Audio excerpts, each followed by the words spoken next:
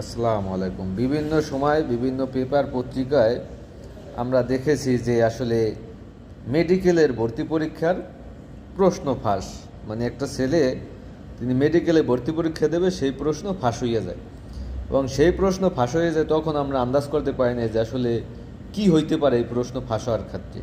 কিন্তু এখন এই মুহূর্তে এসে আমরা বুঝতে পারতেছি, উপলব্ধি করতে পারতেছি যে আসলে একটা মেডিকেল পরীক্ষার ভর্তি পরীক্ষার প্রশ্নপত্র ফাঁস হলে এরকম কিছু ডাক্তার জন্ম নেয়। আপনারা দেখেন যে সে হচ্ছে ডাক্তারের surgery আমি আমি আছে কিছুই বর্তমানে। জানতে চাচ্ছি না, আমি শুধু আইসিইউ ফুল মিনিংটা জানতে চাচ্ছি আপনার। অ্যাকচুয়ালি এটা আমি সঠিক বলতে পারবো না।